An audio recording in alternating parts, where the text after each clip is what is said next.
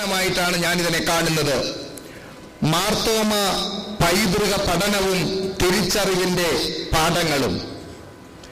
മനുഷ്യൻ ഒരു സാമൂഹ്യ ജീവിയാണ്. അവൻ ഒരിക്കലും സമൂഹത്തിൽ നിന്ന് വേർതിരിക്കപ്പെട്ട് ജീവിക്കാനാകുന്ന ഒരു വ്യക്തിത്വമല്ല. മാത്രവുമല്ല, ചരിത്രമാകുന്ന പ്രവാഹത്തിന്റെ ഒരു ഭാഗമാണ് എല്ലാ വ്യക്തിത്വങ്ങളും. ഭാരതത്തിൽ ക്രൈസ്തവ സഭയുടെ അസ്തിത്വം എന്ന് പറയുന്നത് പരിശുദ്ധ മാർത്തോമാ ശ്ലീഹായുടെ ജീവിത സന്ദേശവും അദ്ദേഹം പകർന്നു നൽകിയ ക്രൈസ്തവ സുവിശേഷത്തിന്റെ പശ്ചാത്തലവുമാണ്. 2000 വർഷം പഴക്കമുള്ള ഒരു ദേശീയ സഭയാണ് മലങ്കര ഓർത്തഡോക്സ് സുറിയാനി സഭ. ആ സഭയ്ക്ക് ഒരു അപ്പോസ്തോലിക് ഫൗണ്ടേഷൻ ഉണ്ട് എന്നുള്ളത് ഒരു നിസ്സാര നേട്ടമായിട്ട് നമുക്ക് കരുതാനാകില്ല. അതുകൊണ്ട് 2000 വർഷത്തെ പഴക്കവും അപ്പോസ്തോലികമായ പാരമ്പര്യവും ദേശീയമായ പൈതൃകവുമുള്ള ഒരു സഭയാണ് മലങ്കര ഓർത്തഡോക്സ് സുറിയാനി സഭ എന്നുള്ള തിരിച്ചറിവ് നമുക്ക് ഉണ്ടാകേണ്ടിയിരിക്കുന്നു. മാർത്തോമ ശ്ലീഹായെയും മറ്റ് പിതാക്കന്മാരെയും മതാചാര്യന്മാരെയും സർവാത്മന സ്വാഗതം ചെയ്യുകയും എല്ലാ ഒത്താശകളും അധികാരങ്ങളും പദവികളും വരെ നൽകിയ ഭാരതീയ സംസ്കാരത്തിന്റെ പാരമ്പര്യം അനന്യമാണ്, അതുല്യമാണ്. ക്രൈസ്തവ സഭയുടെ പാരമ്പര്യം ഭാരതത്തിൽ അഥവാ കേരളത്തിലെ ഊട്ടിയുറപ്പിക്കുവാൻ ഹൈന്ദവ രാജാക്കന്മാരും അതാത് കാലഘട്ടത്തിലെ ഭരണകൂടങ്ങളും ഏറെ സഹായങ്ങൾ ചെയ്തിട്ടുണ്ട് എന്നുള്ളത് വളരെ വ്യക്തമാണ്. ഭാരതീയ സംസ്കാരം എന്ന് പറയുന്നത് ആരെയും സ്വീകരിക്കത്തക്കവണ്ണമുള്ള ഒരു വലിയ വിശാല മനസ്കതയുടെ ഒരു വലിയ പാരമ്പര്യമാണ് നമുക്കുള്ളത്. എന്നാൽ പഴമയെ മറന്ന് പുതുമയിൽ മാത്രം അഭിരമിക്കുന്ന പോസ്റ്റ് മോഡേൺ സമൂഹം വേരുകൾ നഷ്ടപ്പെടുത്തുന്നു എന്നുള്ളത് ദുഃഖകരമാണ്. ഇക്കാലത്ത് പോലും യഹൂദന്മാർ ഓരോ പെസഹായിലും തങ്ങളുടെ ഇളം തലമുറയ്ക്ക് ഈജിപ്തിൽ നിന്നുള്ള വീണ്ടെടുപ്പിന്റെ കഥകൾ പറഞ്ഞു കൊടുക്കാറുണ്ട്. വേരുകൾ കണ്ടെത്തുക എന്നുള്ളത് ഏത് പരിഷ്കൃത സമൂഹത്തിന്റെയും ലക്ഷ്യമായിരിക്കണം. അതിവേഗം മാറി മറിഞ്ഞുകൊണ്ടിരിക്കുന്ന ആധുനിക ലോകത്തിൽ നമ്മുടെ അസ്തിത്വത്തിന്റെയും വളർച്ചയുടെയും മാറ്റുരച്ച നോക്കേണ്ട ഉരകല്ലാണ് നമ്മുടെ മാർത്തോമ പൈതൃകം. നമ്മുടെ പൈതൃകത്തെ വരും തലമുറയ്ക്ക് കൈമാറി കൊടുക്കുവാനും അവരെ ഉത്തമ ക്രിസ്തീയ ജീവിതത്തിലേക്കും ധാർമ്മിക ബോധത്തിലേക്കും കൈപിടിച്ചു നടത്തുവാനും ലക്ഷ്യമിട്ടുകൊണ്ട് മലങ്കര ഓർത്തഡോക്സ് സുറിയാനി സഭ ചില പദ്ധതികൾ തുടങ്ങുന്നു. ഈ മാസം മുതൽ പതിരാവരുത് ഈ കതിരുകൾ എന്ന ക്രിസ്ത്യൻ പേരന്റിംഗ് പ്രോഗ്രാം ആരംഭിക്കുകയാണ്.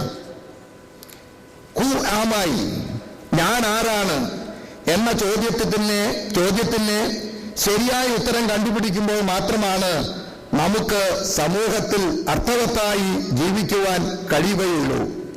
2 സഹസ്രാബ്ദങ്ങളുടെ പൗരാണികത്വമുള്ള ഒരു ക്രിസ്തീയ സമൂഹത്തിന്റെ ഇങ്ങേ തലക്കിലെ കണ്ണിയാണ് ഞാൻ എന്ന അവബോധം നമുക്ക് ഓരോരുത്തർക്കും ഉണ്ടാകണം. ആയാമേ മാർത്തോമൻ എന്ന് പറയാനുള്ള ധൈര്യവും നമുക്ക് നഷ്ടപ്പെട്ടുകൂടാ. ഏതാനും ദിവസങ്ങൾക്ക് മുൻപ് മലങ്കര ഓർത്തഡോക്സ് സുറിയാനി സഭയുടെ പ്രധാന മേലധ്യക്ഷനും കണ്ടനാട് വെസ്റ്റ് ഭദ്രാസനത്തിന്റെ മെത്രാപ്പോലീത്തായുമായ അഭിവന്യ ഡോക്ടർ മാത്യൂസ് മാർ സേവേറിയോസ് തിരുമേനിയും ഏതാനും ദിവസങ്ങൾ കോലഞ്ചേരിയിൽ ഒരു ഉപവാസ വ്രതം അനുഷ്ഠിക്കുകയുണ്ടായി. നമ്മുടെ സഭയിൽ ചിലർക്കെങ്കിലും ഒരു സംശയമുണ്ടാകാം, ഇത്തരം പൊല്ലാപ്പുകൾക്ക് മെത്രാപ്പോലീത്തന്മാർ പോകേണ്ടതുണ്ടോ അഥവാ ഇപ്രകാരമുള്ള ഉപവാസ അനുഷ്ഠാനം നടത്തേണ്ടതുണ്ടോ എന്ന് ചില സംശയങ്ങൾ ഉണ്ടായേക്കാം. അതൊന്ന് ദൂരീകരിക്കുവാൻ 2 നിമിഷം ഞാൻ ഉപയോഗിക്കുകയാണ്. നേരത്തെ മാധ്യമപ്രവർത്തകർ എന്നോട് ചോദ്യം ചോദിച്ചു, കോലഞ്ചേരി പള്ളിത്തർക്കം എന്തായി എന്ന്. ഞാൻ വളരെ വിനീതമായ ഭാഷയിൽ പറഞ്ഞു, കോലഞ്ചേരിയിൽ ഒരു പള്ളിത്തർക്കമില്ല. ഞങ്ങൾക്ക് ആരോടും തർക്കമില്ല. മലങ്കര ഓർത്തഡോക്സ് സുറിയാനി സഭയ്ക്ക് ബഹുമാനപ്പെട്ട കോടതിയിൽ നിന്ന് ലഭിച്ചിട്ടുള്ള ഒരു വിധിന്യായം നടപ്പാക്കി തരണമെന്ന് കേരള സർക്കാരിനോട് ഞങ്ങൾ അപേക്ഷിക്കുക മാത്രമേ ചെയ്തിട്ടുള്ളൂ. കേരള സർക്കാരിനോട് ഒരു കോടതി വിധിന്യായം നടപ്പാക്കി തരണമെന്ന് അപേക്ഷിക്കുന്നത് പള്ളി തർക്കമാണെന്ന് ആരെങ്കിലും പേര് കൊടുക്കുന്നെങ്കിൽ അത് യാഥാർത്ഥ്യത്തിൽ നിന്ന് മറ്റൊരു അവസ്ഥയിലേക്ക് അതിനെ വലിച്ചിഴക്കപ്പെടുന്നു എന്നുള്ളതാണ്. 2-3 പ്രധാനപ്പെട്ട സന്ദേശങ്ങളാണ് ലോകത്തോട് വിളിച്ചു പറയുവാൻ തക്കവണ്ണം ഈ ഉപവാസവും മൃതം മൂലം ഞാൻ ആഗ്രഹിച്ചത്. അത് മറ്റൊന്നുമല്ല, കേരളത്തിലെ വടക്കൻ ഭദ്രാസനങ്ങളിൽ അനേക പതിറ്റാണ്ടുകളായി മർദ്ദനങ്ങളും പീഡനങ്ങളും അക്രമങ്ങളും നിറവേറ്റിക്കൊണ്ട് അഴിച്ചുവിട്ടുകൊണ്ട് ഓർത്തഡോക്സ് സഭയുടെ മക്കൾ പീഡനങ്ങൾ അനുഭവിക്കുന്നു, അവഗണിക്കപ്പെടുന്നു, പരിഹസിക്കപ്പെടുന്നു. അങ്ങനെയുള്ള പശ്ചാത്തലത്തിൽ സഭയുടെ പ്രധാന അധ്യക്ഷനും പരിശുദ്ധ പിതാക്കന്മാരും അതുപോലെ തന്നെ വൈദിക ഗണങ്ങളും ആബാല വൃദ്ധജനങ്ങളും അവരോടുള്ള ഐക്യദാർഢ്യം പ്രഖ്യാപിക്കുവാൻ ഇതല്ലാതെ മറ്റൊരു മാർഗം ഞാൻ കണ്ടില്ല. നിങ്ങളോടൊപ്പം സഭ എന്നും ഉണ്ടായിരിക്കും. ഇതാണ് ആദ്യത്തെ സന്ദേശം ഇക്കാര്യത്തിൽ ഞാൻ മനസ്സിൽ ലക്ഷ്യമിട്ടത്. രണ്ടാമത്തെ സന്ദേശം എന്ന് പറയുന്നത്, ഉപവാസം അനുഷ്ഠിച്ചു കൊണ്ടിരിക്കുമ്പോൾ എറണാകുളം ജില്ലാ കളക്ടറും RDOയും SP-യും IG-യും ഒക്കെ എന്നോട് വന്ന് ഒരു കാര്യം ആവശ്യപ്പെട്ടു. Dear Bishop, we request you to stop your starvation. Then I asked on what condition I should stop, because we are concerned about your health and life. ഒരു മറുപടി ഞാൻ പറഞ്ഞു, thank you for your kind advice. എന്റെ ജീവനെ കുറിച്ച്, എന്റെ ആരോഗ്യത്തെക്കുറിച്ച് അങ്കലാപ്പുണ്ടാകേണ്ടത്, ആശങ്കയുണ്ടാകേണ്ടത് ആദ്യം എനിക്ക് തന്നെയാണ്. എന്റെ ആരോഗ്യത്തെക്കുറിച്ച് അങ്ങക്ക് ആശങ്കയുണ്ടായെങ്കിൽ നല്ലത്, പക്ഷെ എനിക്ക് ആശങ്ക തോന്നിയിട്ടില്ല. ഇത് തന്നെ IG-യോടും ഇത് തന്നെ എറണാകുളം ജില്ലാ കളക്ടറോടും എനിക്ക് പറയേണ്ടി വന്നു. ഒരു കാര്യം വ്യക്തമാക്കാനാണ് ഞാൻ ഇതിനെ ഓർപ്പിച്ചത്. എന്റെ ആരോഗ്യത്തെക്കാളും എന്റെ ജീവനേക്കാളും ഞാൻ ഗൗരവമായി കാണുന്നത് പരിശുദ്ധ സഭയുടെ അന്തസത്തയും പരിശുദ്ധ സഭയുടെ അഭിമാനവുമാണ്. ഞാൻ ഇന്ന് ജീവിച്ചാൽ ജീവിച്ചു, ഇന്ന് മരിച്ചാൽ മരിച്ചു, ഞാൻ മരിച്ചാലും മറ്റൊരാൾ കാതോലിക്കയായിട്ടൂടെ ഉയർന്നു വരും. സഭയ്ക്ക് അനാഥത്വം ഉണ്ടാകുകയില്ല. അതുകൊണ്ട് എന്റെ ജീവനേക്കാളും ആരോഗ്യത്തെക്കാളും അധികം മലങ്കര സഭയുടെ ശക്തിക്കും അന്തസ്സിനും അഭിമാനത്തിനുമാണ് ഞാൻ പ്രാധാന്യം നൽകുന്നത് എന്ന് അവരോട് എനിക്ക് പറയേണ്ടി വന്നു. നമ്മുടെ പൂർവിക പിതാക്കന്മാർ ഈ സഭയെ നാളിതുവരെ നടത്തിയത് സ്വന്തം അഭിമാനം കാഴ്ചവെച്ചുകൊണ്ടാണ്. വട്ടശ്ശേരിൽ തിരുമേനിയുടെ അംഗരക്ഷകൻ കൊല്ലപ്പെട്ടത് ഈ പരിശുദ്ധ സഭയുടെ മാനം കാക്കാൻ വേണ്ടിയാണ്.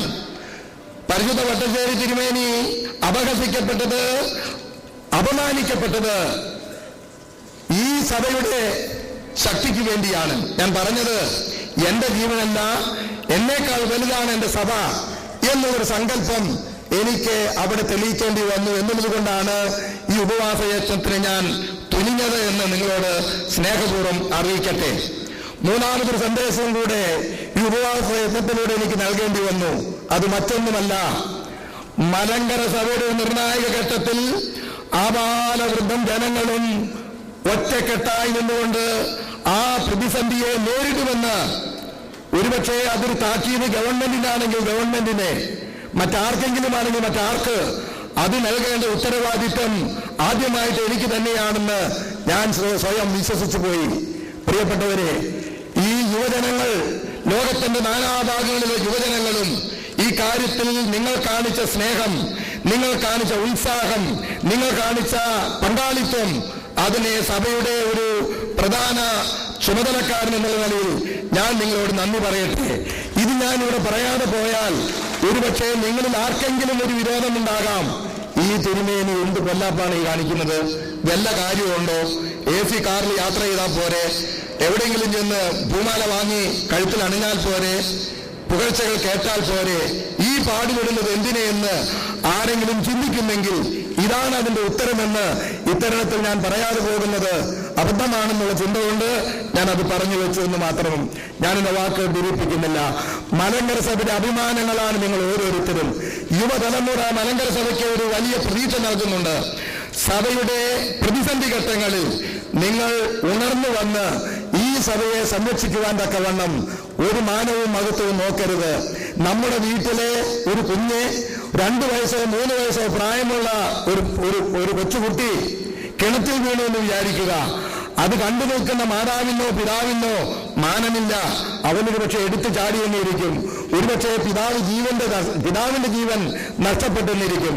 എന്നിരുന്നാലും കുഞ്ഞിന്റെ ജീവൻ രക്ഷിക്കണം എന്നുള്ളതായിരിക്കും ആ പിതാവിന്റെ ഏറ്റവും വലിയ അത്യാഗ്രഹം എന്ന് പറയുന്നത്. ഒരുപക്ഷെ വികാരപരമായി അങ്ങനെയൊക്കെ ഞാൻ ചിന്തിച്ചു കാണാം.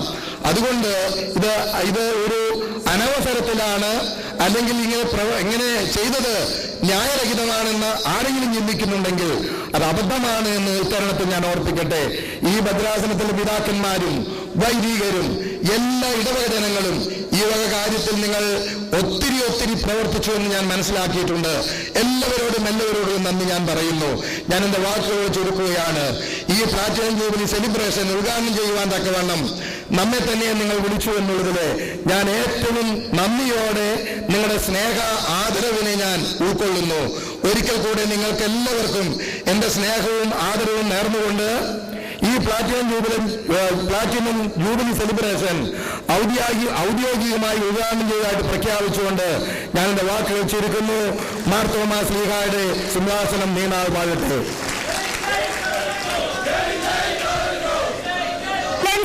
Tejendra Khanna, the Lieutenant Governor of Delhi, is a dynamic personality and an able administrator.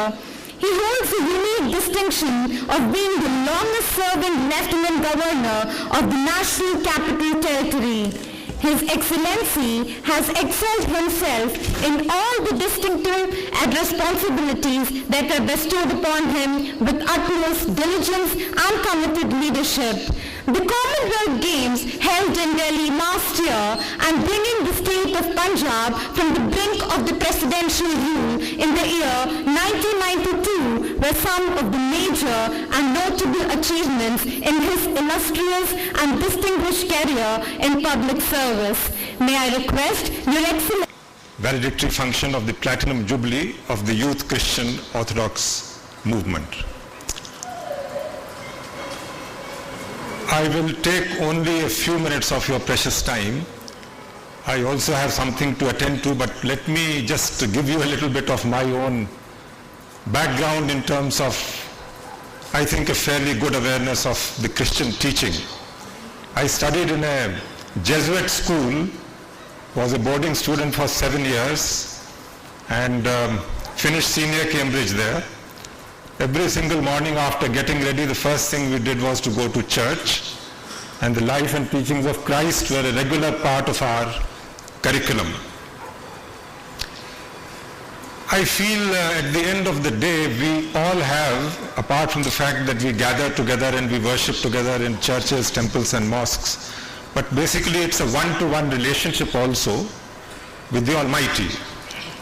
And I totally agree with what our Lord Jesus Christ also said, that God is really the embodiment of universal and cosmic love. And he says, I have come also to give to the people the new testament or the new law by which to live life. Now I personally feel that if that particular thing about loving thy neighbor as thyself and being, always in a spirit of humility, service, looking after the sensitivities of fellow human beings, if that really becomes a core value, I think we are going to transfer ourselves into an ideal or utopian society. Because anybody who is acting out of a spirit of love and sensitivity to fellow human beings will never do anything which is improper, which treads or encroaches upon other people's rights. He will be an ideal person at home in society and in the larger arena of the nation. Pandit Nehru also said long ago that the fitness of a people for democracy is directly proportionate to their capacity for self-discipline. Because in a democracy you are giving all liberties to the people, but when you are given more liberty, you also have the responsibility to stay within certain boundaries and regulations which are drawn up for the larger social good. And whether it is observance of traffic bylaws or building bylaws or whatever else, noise pollution and so on and so forth, people should autonomously stay within those boundaries so that the need for enforcement people to come into action, the police and security forces, does not exist or does not actually supervene. I am very happy to say, in my experience as Lieutenant Governor of Delhi now for several years, I would like to give a very strong commendation to the entire Christian community living in the national capital. They have always behaved with great sense of responsibility, self-discipline, and truly, as I have seen, they have carried the message of Lord Jesus Christ in terms of spreading peace and goodwill among their fellow men. Let me hope that this great tradition will endure, that by your individual actions, your behaviors, the way you conduct yourselves with fellow human beings, you will always sustain and keep that flag flying, of the basic Christian teaching.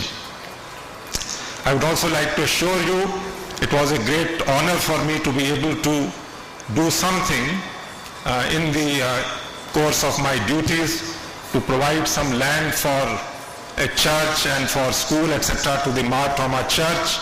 I know they are doing outstanding work here. And of course, we knew that St. Thomas was one of the original apostles of Jesus Christ, and therefore the worthy of the highest respect. I am very, very happy to note that this very old church, the oldest one in our country, is keeping up the great traditions of the true values of Christianity. Let me hope and pray that by His grace, all of you will live very, very useful, happy, peaceful, personal lives, and also contribute through your professional activities to the strength of our society and nation. I would only say that in my concept of a true professional, I define as having three basic ingredients. One is a total commitment to honesty and integrity. The second is very good domain knowledge, whether you are a doctor or an engineer or a teacher or whatever. And thirdly is a capacity for unsupervised and committed and dedicated hard work. If all three are maintained by a person, I think he deserves to be called a gold star professional and would truly contribute to the larger social and national good. Let me wish you all the very best and also assure you of my fullest support in the days to come. Thank you. It was indeed a great honor and privilege to have the benign presence of His Excellency, the Jayendra Khanna, Honorable Lieutenant Governor of Delhi, with us this evening. As he has to leave urgently to attend another important function, I request Your Holiness to present a memento to our Chief Guest as a token of our gratitude and respect.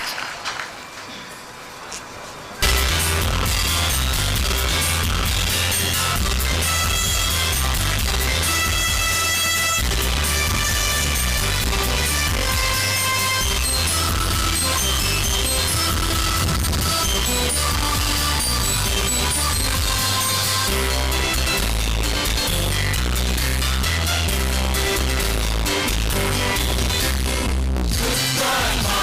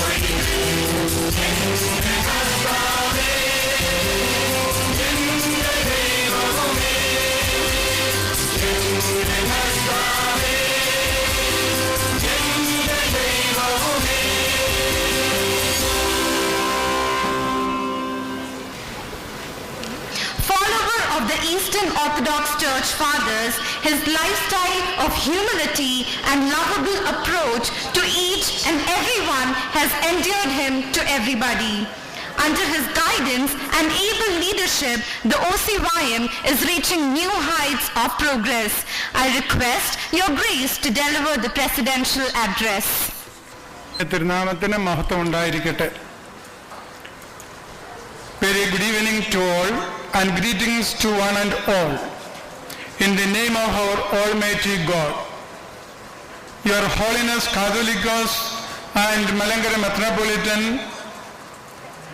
Honorable Minister Sri Mullappally Ramachandran, Your Grace Mar Demetrios,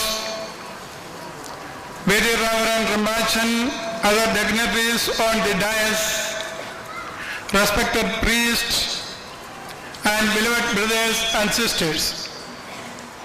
It is with immense joy and gratitude that I stand before you all at this valedictory function of the Platinum Jubilee celebrations of the Orthodox Christian Youth Movement.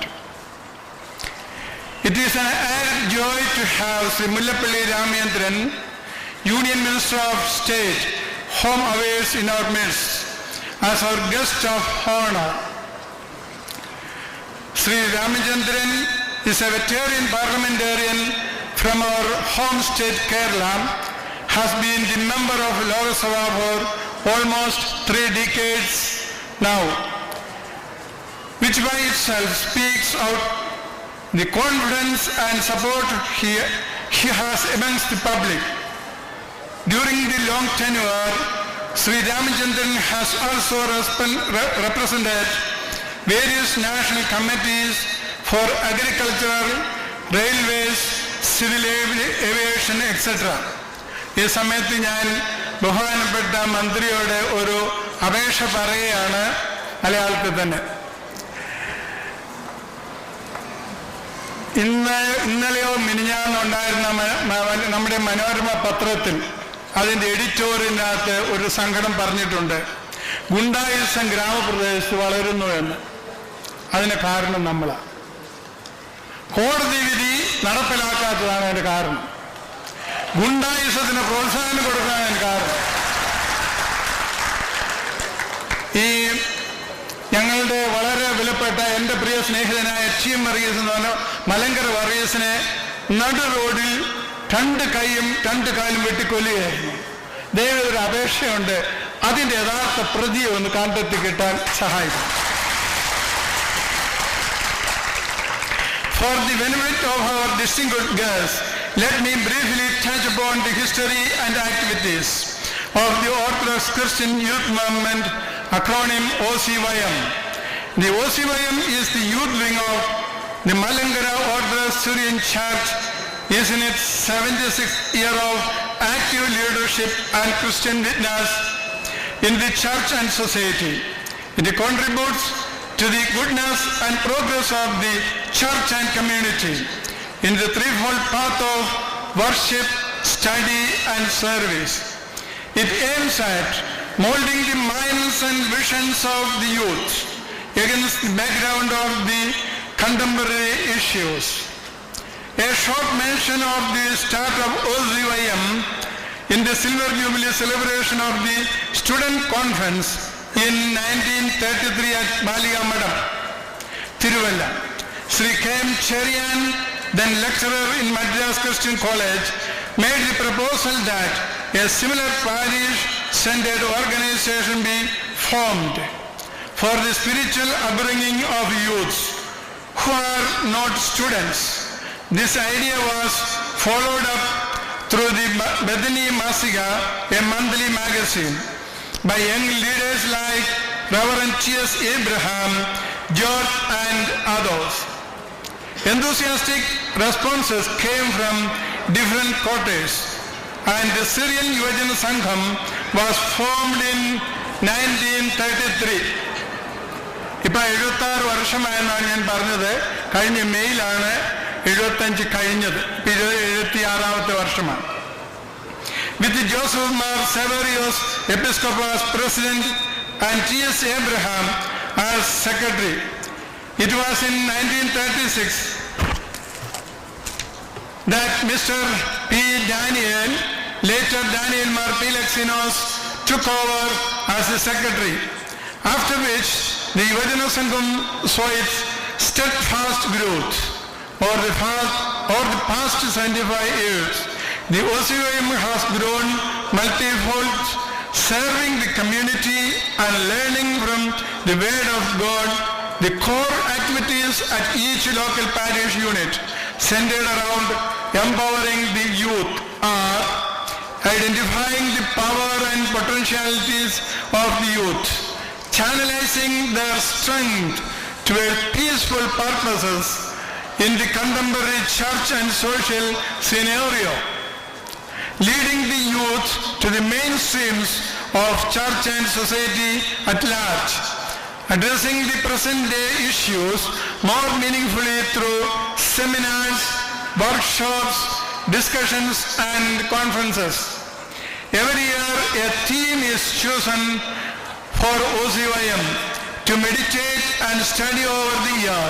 Various seminars and group discussions are conducted at the parish level to generate more awareness of the chosen theme. The younger generation today are mostly concerned only of what's happening now and to some extent on what's going to happen tomorrow.